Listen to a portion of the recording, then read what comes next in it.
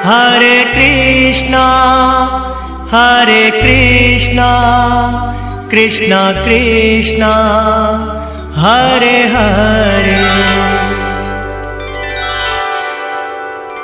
हरे राम राम राम हरे हरे। जय श्री कृष्णा, राधे राधे। कैसे हैं आप सब लोग? आशा रखती हूँ अच्छे ही होंगे। तो स्वागत करती हूँ आप सभी लोगों का लड्डू गोपाल जी की सेवा ज्ञान भक्ति चैनल में। और आज का वीडियो है कामिका एकादशी के बारे में।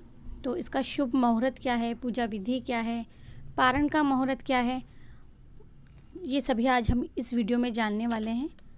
तो धार्मिक मान्यता के अनुसार आप सभी जानते हैं कि कामिका एकादशी हो या कोई भी एकादशी हो, ये दिन भगवान विष्णु को समर्पित होता है। विष्णु की पूजा करना अत्यंत लाभकारी होता है इसमें। ठीक है, तो कामिका एकादशी 16 जुलाई 2020 यानी गुरुवार को है। श्रावण महीने कृष्ण पक्ष की एकादशी तिथि के दिन कामिका एकादशी का व्रत रखा जाता है। इसे पवित्रा एकादशी भी कहते हैं। और धार्मिक मान्यता के अनुसार कामिका एकादशी के दिन भगवान विष्णु की पूजा करना बहुत ही फलकारी होता है, लाभदायक होता है। इस व्रत के प्रभाव से व्रती के सारे बिगड़े हुए कार्य बन जाते हैं। व्रती को अश्वमेघ यज्ञ के समान मिलने वाला फल प्राप्त होता है। और इस एकादशी के दिन जो मनुष्य सावन के महीने में भगवान विष्णु की पूजा करता है, उसके द्वारा गंधर्वों और नागों की पूजा हो जाती है। तो कामिका एकादशी की कथा अगर हम सुनते हैं तो कहा जाता है कि यज्ञ करने के समान फल हमें प्राप्त होता है। यानी एकादशी की जो तिथि शुरू हो रही है वो हो रही है 15 जुलाई को शाम 10:19 से, और एकादशी की तिथि जो समाप्त हो रही है 16 जुलाई को रात्रि 11:44 पर। व्रत का जो पारण का समय है वो 17 जुलाई को है, यानी सुबह 5:57 से 8:19 पर। आज में कई लोग मुझे पूछते हैं कि दी ये पारण क्या होता है और इसमें ही व्रत खोलना ज़रूरी होता है। तो देखिए, ज़रूरी ये होता है कि एकादशी के दिन हम चावल को हाथ नहीं लगाते, चावल नहीं बनाते घर में, और खाया भी नहीं जाता, ना ही पूजा में यूज़ लिया जाता है एकादशी तिथि के दिन। तो अगले दिन हमें उसी चावल से खिचड़ी बना करके और विष्णु भगवान को, हमारे जो मंदिर में देवी देवता हैं, उनको भोग लगाना होता है। और उसके बाद इसी खिचड़ी से हमें व्रत खोलना होता है। अच्छा, ये चीज़ें तो पौराणिक मान्यताएं होती हैं, कई घरों में मानते हैं, कई नहीं भी मानते। लेकिन जो ये पारण का समय होता है, जो हम लोग मुहूर्त बताते हैं कि जैसे 5:57 से है और 8:19 पर है, तो इस समय में ही हमें अपना व्रत खोलना होता है। क्योंकि जो एक दिन पहले का समय है, यानी कि एकादशी के दिन हम लोग अन्न ग्रहण नहीं कर रहे होते हैं, तो वो व्रत ही चल रहा होता है। ठीक है, अब कामिका एकादशी व्रत की जो पूजा की विधि है वो देखते हैं। तो जैसे कि व्रत हमारा जो शुरुआत होता है, व्रत का शुरुआत होती है वो दशमी तिथि से ही शुरू हो जाती है। तो दशमी तिथि से ही हमें मन में सोच लेना होता है, भगवान का जाप करना होता है, और जो तुलसी पत्र होते हैं वो भी तोड़ लेने होते हैं एक दिन पहले ही। आप लोग भी इसी तरह से किया कीजिए। मैं भी देखिए, जैसे अभी शाम के पहले का समय होगा मैं तोड़ लूँगी, क्योंकि सुबह सुबह पहले भी कई लोग तोड़ के, मैं रोज़ाना 1-2 पत्ता तोड़ करके शालिग्राम जी को अर्पित करती हूँ। तो अब जो पूजा विधि है ना, वो हम देखते हैं कि क्या है पूजा विधि। तो एकादशी के दिन स्नान आदि से निवृत्त हो जाना चाहिए और व्रत का संकल्प हमें लेना चाहिए। भगवान विष्णु जी की पूजा अर्चना करनी चाहिए। पाटा बिछाना चाहिए, उस पर लाल पीला जो आप वस्त्र बिछाना चाहे। फल फूल तिल दूध और पंचामृत आदि से पूजा करनी चाहिए। अब तिल में इसका महत्व क्या है कि जो एकादशी होता है, हम इसमें ना तो चावल का प्रयोग करते हैं, ना चावल से पूजा करते हैं, ना चावल ग्रहण करते हैं। ठीक है, इसीलिए तिल को मान्यता प्रदान की गई है, तिल से पूजा की जाती है। और 8 पहर निर्जल रहकर भगवान विष्णु जी के नाम का स्मरण करना चाहिए, भजन कीर्तन करना चाहिए। और आप चाहें तो अगले दिन, ठीक है, अगले दिन आपको ब्राह्मण को भोजन भी करवाना चाहिए। अगर ये नहीं है, आपका सामर्थ्य नहीं है इतना, या कोई भोजन करने ब्राह्मण नहीं आते हैं, तो जो एक समय का भोजन हमने बचाया है वो भोजन हमें ब्राह्मण को दान कर देना चाहिए। या किसी भी, ज़रूरी नहीं है ब्राह्मण को ही दान करें, किसी भी ज़रूरतमंद को, भूखे को हम खाना खिला सकते हैं। इसके बाद में ही हमें स्वयं भोजन ग्रहण करना चाहिए। यानी कि इस तरह से जो एकादशी का व्रत रखता है ना, उसकी सभी मनोकामनाएं पूरी होती हैं। कोशिश यही करें कि फलाहारी व्रत करें। तो भगवान विष्णु के मंदिर में जाएं, केला, वस्त्र जो भी आप अर्पित करना चाहें, और भगवान विष्णु के मंदिर की परिक्रमा करें।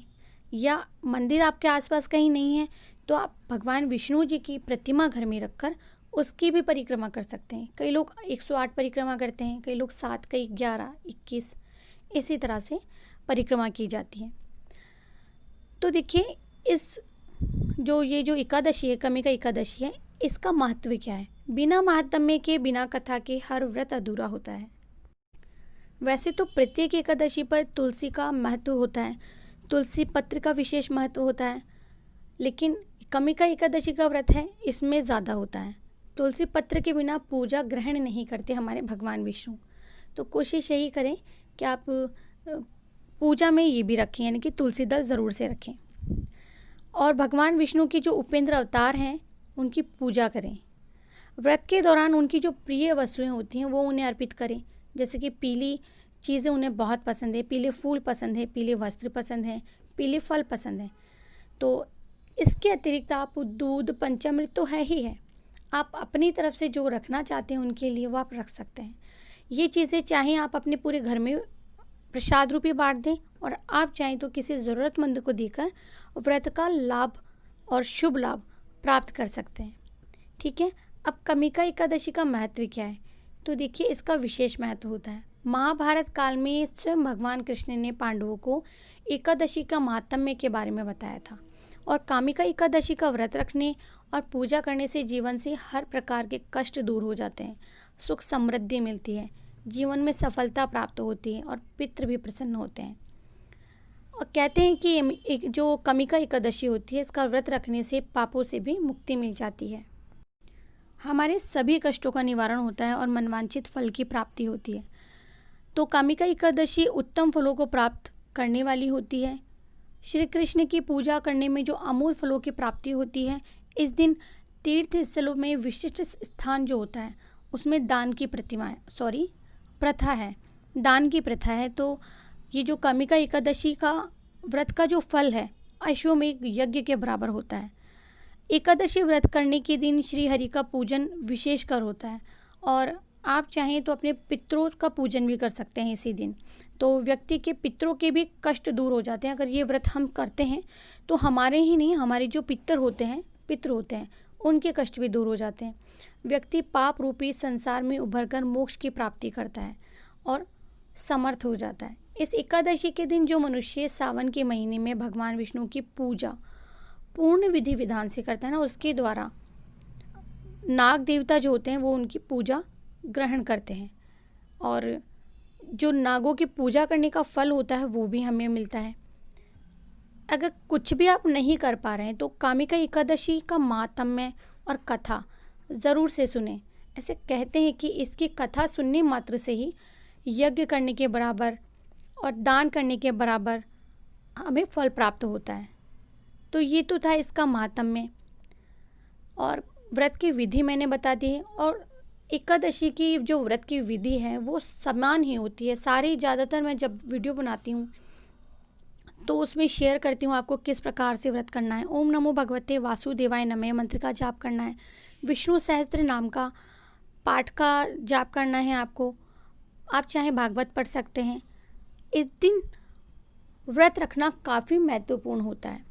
ठीक है, इसलिए आप फलाहारी व्रत रहें, और जैसा कि मैंने कहा था कि मंदिर में जाकर के परिक्रमा करें। ये सब कुछ आपके ऊपर निर्भर होता है। तो आइए अब हम इस एकादशी का महात्म्य कथा एक साथ जान लेते हैं। कुंती पुत्र धर्मराज युधिष्ठिर कहने लगे कि हे भगवान, आषाढ़ शुक्ल देवशयनी एकादशी तथा चातुर्मास्य महात्म्य मैंने भली प्रकार से सुना है। अब कृपा करके श्रावण कृष्ण एकादशी का नाम भी बता दीजिए।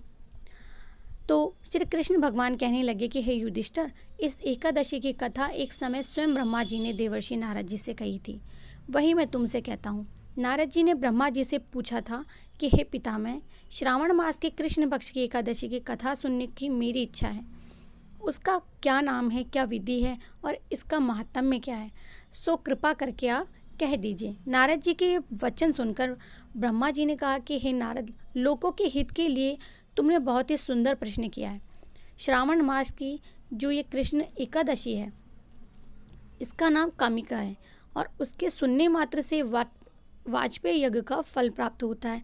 इस दिन शंख चक्र गदाधारी श्री विष्णु भगवान का पूजन होता है, जिनके नाम श्रीधर, हरि, विष्णु, माधव, मधुसूदन है। उनकी पूजा करने से जो फल मिलता है वो मैं आज आपको सुनाता हूँ। जो फल गंगा, काशी, नैमिषारण्य और पुष्कर स्नान से मिलता है वह विष्णु भगवान की पूजन से ही मिल जाता है। जो फल सूर्य व चंद्र ग्रहण पर कुरुक्षेत्र और काशी में स्नान करने से मिलता है, समुद्र, वन और सहित पृथ्वी दान करने से, सिंह राशि के बृहस्पति में गोदावरी और गंडकी नदी में स्नान से प्राप्त होता है, वह भगवान विष्णु के पूजन से मिल जाता है। या जो मनुष्य श्रावण में भगवान का पूजन करते हैं उनसे देवता, गंधर्व और सूर्य आदि से सब पूजित हो जाते हैं। अतः पापों से डरने वाले मनुष्यों को कामिका एकादशी का व्रत और विष्णु भगवान का पूजन अश्वमेव करना चाहिए। पाप रूपी कीचड़ में फंसे हुए और संसार रूपी समुद्र में डूबे हुए मनुष्य के लिए इस एकादशी का व्रत और भगवान विष्णु का पूजन अत्यंत आवश्यक है। इससे बढ़कर पापों के नाशों का कोई उपाय नहीं। हे नारद, स्वयं भगवान ने यही कहा है कि कामिका व्रत से जीव कुयोनि को प्राप्त नहीं होता। जो मनुष्य इस एकादशी के दिन भक्ति पूर्वक तुलसी दल और भगवान विष्णु को अर्पित करते हैं वे इस संसार के समस्त पापों से दूर रहते हैं। विष्णु भगवान रत्न, मोती, मणि और आभूषण से इतने प्रसन्न नहीं होते जितने तुलसी दल से प्रसन्न होते हैं।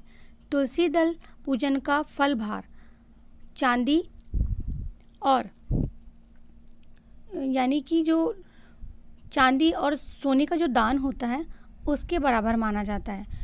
तो हे नारद, मैं स्वयं भगवान की अति प्रिय तुलसी को सदैव नमस्कार करता हूँ। तुलसी के पौधों को सींचने से मनुष्य की सारी यातनाएं नष्ट हो जाती हैं। दर्शन मात्र से सब पाप नष्ट हो जाते हैं और स्पर्श मात्र से मनुष्य पवित्र हो जाता है। तो एक कथा के अनुसार प्राचीन काल में किसी गांव में एक ठाकुर जी रहते थे। क्रोधी ठाकुर का एक ब्राह्मण से झगड़ा हो गया और क्रोध में आकर ठाकुर ने ब्राह्मण का वध कर दिया।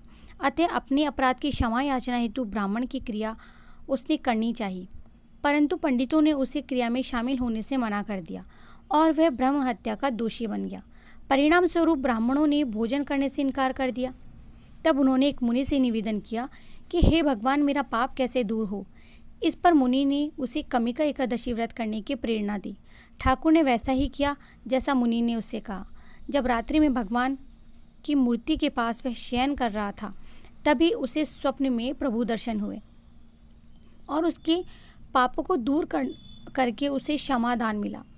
कामिका एकादशी की रात्रि को दीपदान तथा जागरण के फल का महात्म्य चित्रगुप्त भी नहीं कह सकते। जो इस एकादशी की रात्रि को भगवान के मंदिर में दीपक जलाते हैं उसके पितृ स्वर्ग लोक में अमृत पान करते हैं तथा जो घी या तेल का दीपक जलाते हैं वह 100 करोड़ दीपकों से प्रकाशित होकर सूर्य लोक को जाते हैं। ब्रह्मा जी कहते हैं कि हे नारद, ब्रह्म हत्या तथा भ्रूण हत्या आदि पापों को नष्ट करने वाली इस कामिका एकादशी का व्रत मनुष्य को यत्न के साथ करना चाहिए। कामिका एकादशी के व्रत का मातम्य श्रद्धा से सुनने और पढ़ने वाला मनुष्य सभी पापों से मुक्त होकर विष्णु लोक को प्राप्त होता है, यानी चला जाता है। तो ये थी कामिका एकादशी का महात्म्य और कथा। इस दिन स्नान करके भगवान विष्णु के सामने आसन पर बैठकर पूरी पूजा विधि विधान से करनी चाहिए। तो अगर आप लोगों को ये वीडियो पसंद आता है तो वीडियो ज़रूर से आपको लाइक करना है, शेयर करना है। चैनल अगर आपने सब्सक्राइब नहीं किया हुआ है तो चैनल भी सब्सक्राइब करना है। फ्रेंड्स फैमिली में शेयर करें और अगर किसी भी विषय में कुछ पूछना हो तो आप कमेंट सेक्शन में जाकर पूछ सकते हैं। मिलते हैं नेक्स्ट वीडियो में कोई भी प्यारा सा टॉपिक लेकर के। तब तक के लिए जय श्री कृष्णा, राधे राधे।